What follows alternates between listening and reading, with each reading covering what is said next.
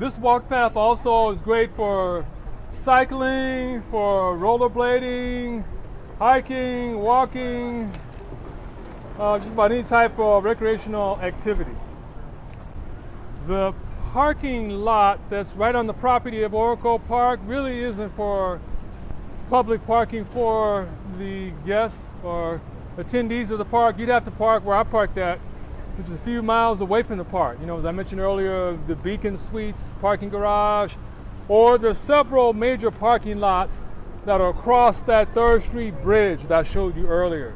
But essentially, you'd have to park away from the parking lot, or take public transit to get to the park, or one of the sidecar services like Uber or Lyft.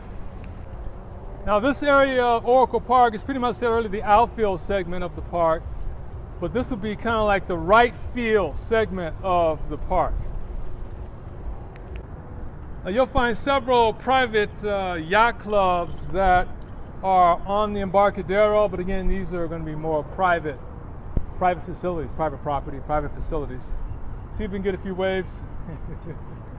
We got a few.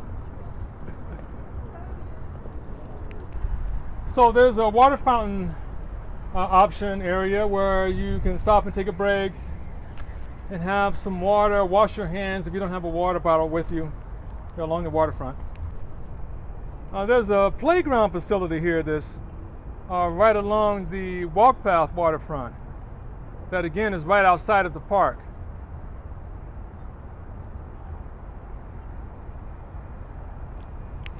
Now at a distance you can see the 3rd deck of Oracle Park.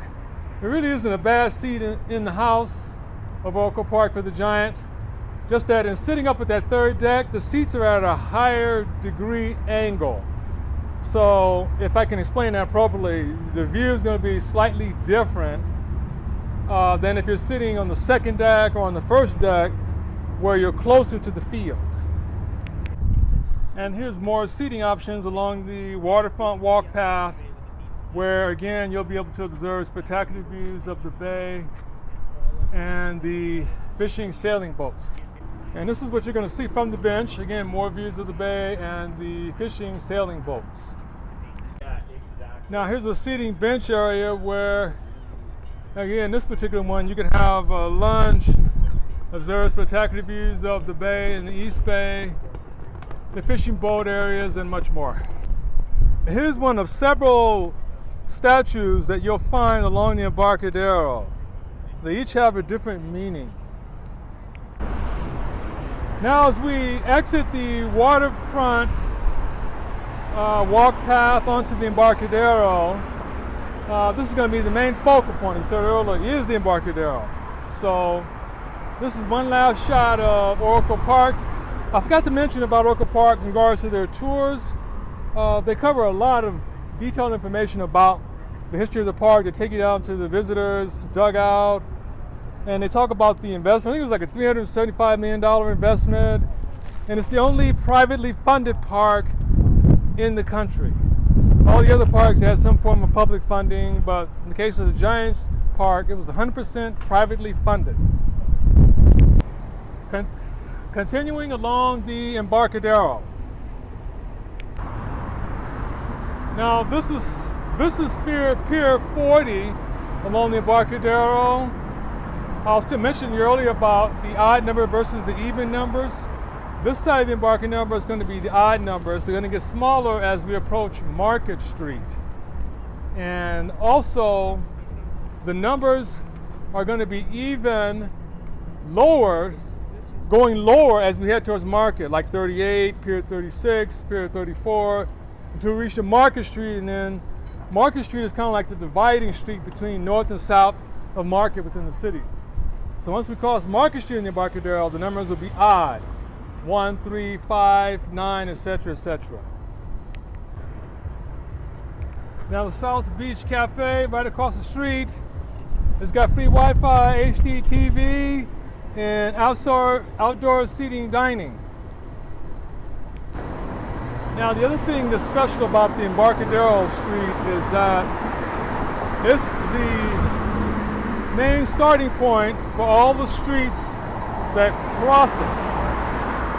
For instance, The streets that we'll be approaching going northbound the Embarcadero, Townsend Street, Brannan, Bryan, all the way up to Fisherman's Wharf, they all begin on the Embarcadero, beginning a series of hundreds. So they'll be going westbound. So Embarcadero essentially is east of the city. West of the city would be like towards Ocean Beach, Ocean Avenue. North of the city would be like Fisherman's Wharf, Golden Gate Bridge. And south of the city would be like as you're heading towards San Mateo, the Mission District. So in this case, all the streets that cross Market are going to be going westbound, and they begin at the Embarcadero.